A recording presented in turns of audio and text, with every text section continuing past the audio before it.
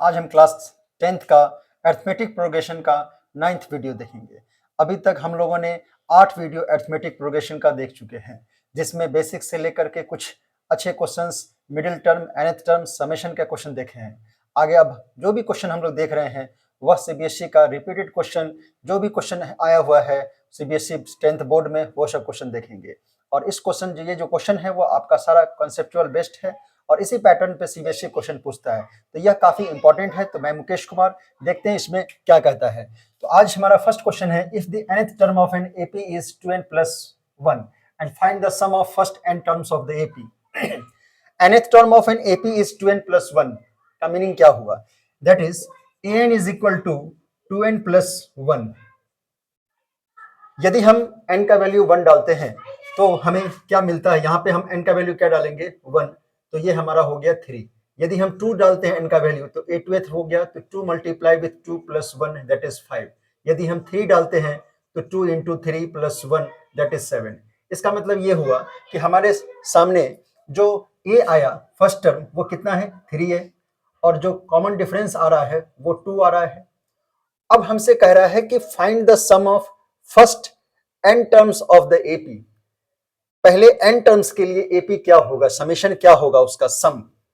हम समेशन के लिए क्या जानते हैं? Sn इज इक्वल टू क्या होता है? n/2 multiply with 2a plus n-1 into D.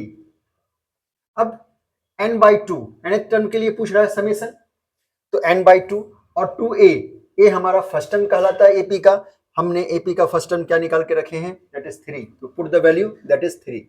Now n-1 d, d is what here? 2, so put the value d2. now n/2, 2 into 3 6 plus 2n minus 2, so n/2 6 minus 2 4 plus 2n। अब यहाँ 4 plus 2n से हम common क्या ले सकते हैं? 2, तो क्या लिखेंगे? n/2 into 2 plus n, that is cancel out. now n2 plus n, so n square plus 2n, ये हमारा Sn निकला समेशन फर्स्ट n टर्म्स के लिए। फर्स्ट n टर्म्स के लिए यह हमारा समेशन निकला n स्क्वायर प्लस 2n। कब निकला? जब nth टर्म हमारा दिया हुआ था 2n+1। क्या किए थे हमने? an is equal to 2n+1 लिखा, क्योंकि nth के लिए कहा था 2n+1 है एपी। n का वैल्यू 1 पुट किए तो 3 आया, 2 पुट किए तो 5 आया, 3 पुट किया n का वैल्यू तो 7 आया। 3 5 7 हमारा क्या है? एपी में है। फर्स्ट टर्म हमारा a हुआ, कॉमन डिफरेंस क्या होगा? Second term minus first term, that is a2 minus a1, a2 minus a1 that is 5 minus 3 that is 2।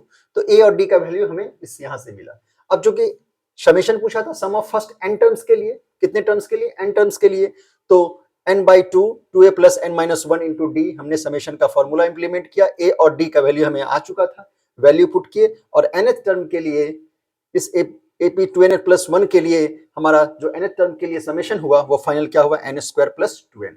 तो फर्स्ट का आंसर हमारा हुआ Sn nth टर्म के लिए n स्क्वायर प्लस 2n। तो इस तरह से हमने फर्स्ट क्वेश्चन को देखा। अब नेक्स्ट क्वेश्चन हम देखते हैं, कह रहा है if Sn the sum of first n terms of an AP is given by Sn is equal to 5n square plus 3n। Means क्या है कि हमारे पास Sn जो है वो sum of first n terms of AP, second question Sn जो दिया हुआ है वो है 5n स्क्वायर प्लस 3n। हमसे पूछा जा रहा है फाइंड इट्स nth टर्म। हमसे nth टर्म पूछ रहा है, मतलब हमसे an पूछ रहा है। अब nth के लिए हमें क्या चाहिए? a और d का वैल्यू चाहिए, और a और d का वैल्यू हमें गिवन इंफॉर्मेशन से ही मिल सकता है। और हमारे पास गिवन इंफॉर्मेशन है कि जो समेशन दिया हुआ एपी का वो nth टर्म के लिए वो है 5n स्क्वायर प्लस 3n। यदि हम यहाँ पे n का वैल्यू पुट करें S1, तो ये क्या आया? 5 into 1 square plus 3 into 1 that is 5 plus 3 that is 8। S1 8 का मतलब क्या हुआ? हम जब एपी लिखना स्टार्ट किए तो पहला ही टर्म जो हमारा हुआ वो क्या हुआ? 8 हुआ, इसलिए हम पहले टर्म का जो समेशन हुआ एपी का वो 8 हुआ। यदि हम n का वैल्यू यहाँ पे 2 पुट करते हैं तो S2 इज इक्वल टू क्या लिखेंगे? 5 इंटू 2 का whole square plus 3 into 2 that is 5, 2 square that is 4, 3 into 2 6, now 5 into 4 कितना हो गया हमारा 20, और ये प्लस 6 क्या हो गया 26। अब S2 26 है, मीनिंग ये कभी नहीं हो सकता है कि फर्स्ट टर्म हमारा हम 8 है, समेशन हम किए 8 ही आया क्योंकि फर्स्ट टर्म ही हमारा 8 हुआ। हम जब S1 का मतलब क्या हुआ, हम समेशन कितने टर्म के लिए, तो एक टर्म के लिए, और एक टर्म हमारा पहला 8 ही हुआ। अगर ये S2 अगर 26 है तो ये क्या, इसका मतलब यहाँ पे 26 नहीं, ये 26 नहीं हुआ। इसका मतलब हुआ कि जो दो टर्म आएगा एपी का, यहाँ पे जो भी दूसरा टर्म आएगा, इन दोनों का सम कितना होना चाहिए 26, ये S2 का मतलब हुआ। तो 8 यहाँ पे है, तो यहाँ पे क्या आए कि 26 हो जाए, दोनों टर्म मिलकर के 26 हो जाए। तो इसका मतलब फर्स्ट टर्म 8 है हमारा, तो सेकंड निश्चित रूप से यहाँ पे 18 होना चाहिए, क्योंकि 8 और 18 जब हम ऐड करते हैं तो कितना होता है 26। तो फर्स्ट टर्म हमारा है 8 और सेकंड टर्म कितना है 18, और इन दोनों को हम ऐड करते हैं तो कितना आता है 26, इसलिए S2 का वैल्यू यहाँ पे 26 है। उसी तरह से अगर ये 8 हुआ, ये 18 हुआ, तो फर्स्ट टर्म हमारा 8 है, सेकंड टर्म A2 है, तो कॉमन डिफरेंस के लिए हम समझते हैं कि A2 माइनस A1, तो 18 माइनस 8 दैट इज 10। तो यहाँ 8 हुआ, 18 हुआ, तो निश्चित रूप से कितना होना चाहिए तो ये हमारा 28 हो जाना चाहिए। तो अब हमारे पास A का वैल्यू कितना आ गया, A का वैल्यू हो गया 8 और D जो हुआ वो हमारा हुआ 10। हमसे पूछा गया था final find its nth term. तो nth टर्म के लिए an के लिए हम जानते हैं कि an के लिए हम क्या लिखते हैं, a plus n minus 1 into D. अब a और d हम ऑलरेडी फाइंड कर चुके हैं, इसके हेल्प से, गिवन इंफॉर्मेशन के हेल्प से हम यहाँ पे a और d वैल्यू फाइंड कर चुके हैं। Now put the value a and d in this n, that is a value is 8, now n minus 1 into d हमारा क्या है यहाँ पे 10। अब इसे हम देखते हैं an सॉल्व करते हैं, तो 8 प्लस 10n माइनस 10, तो 10n माइनस 2, an जो आया हमारा nth टर्म वो क्या आया 10n माइनस 2। तो सेकंड जो क्वेश्चन कहा था कि Sn जो है sum of n terms of an AP का, वो समेशन क्या दिया हुआ है 5n स्क्वायर प्लस 3n, और इसका हमसे nth टर्म पूछा था दैट इज an, तो वो हमें क्या आया 10n माइनस 2। तो कैसे किए हैं, हम वैल्यू को पुट किए 1, तो फर्स्ट टर्म का समेशन दैट इज 8, 2 पुट किए तो 26, वो आपको एक्सप्लेन किया गया कि अगर 26 है तो 8 के बाद क्या होना चाहिए 18 ही होना चाहिए। तो इस तरह से a और d का वैल्यू मालूम चल गया, और n के लिए हम क्या जानते हैं a plus n minus 1 into D होता है। पुट किए वैल्यू a और d का, तो यहाँ से a nth निकला हमारा 10n माइनस 2। तो इस सेकंड क्वेश्चन के लिए हमारा जो आंसर हुआ a nth क्या हुआ 10n माइनस 2। तो इस तरह से सेकंड क्वेश्चन को हम लोगों ने देखा। थर्ड क्वेश्चन कर रहा है कि in an AP the sum of first n terms 3n square by 2 plus 5n by 2 find its nth term. यहाँ पे भी हमसे क्या पूछ रहा है nth टर्म पूछा जा रहा है। फिर से सेम क्वेश्चन है, देखते हैं क्या क्वेश्चन कह रहा है। Sn क्या है हमारे पास, first n terms 3n square by 2 plus 5n by 2 है।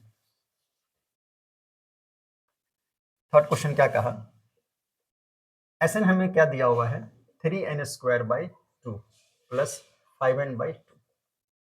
लास्ट क्वेश्चन जो अभी सॉल्व किया हम सेकंड नंबर, यहाँ पे भी क्या था Sn दिया हुआ था 5n स्क्वायर प्लस 3n, और यहाँ पे है Sn 3n square by 2 plus 5n by 2। तो सेकंड क्वेश्चन के अकॉर्डिंग क्वेश्चन सेम है, बस ये है कि Sn यहाँ पे 3n स्क्वायर बाई 2 है प्लस 5n बाई 2 है। तो निश्चित रूप से जब हमें nth टर्म निकालना है तो हमें a और d का वैल्यू चाहिए, a और d के वैल्यू के बिना हम nth टर्म नहीं निकाल सकते हैं। और यहाँ पे जो इन्फॉर्मेशन है समेशन Sn दिया हुआ है उस AP का, वह है 3n square by 2 plus 5n by 2। तो हम n का वैल्यू अगर पुट करते हैं 1, तो हमें यहाँ पे क्या आएगा 1 square by 2 plus 5 into 1 by 2।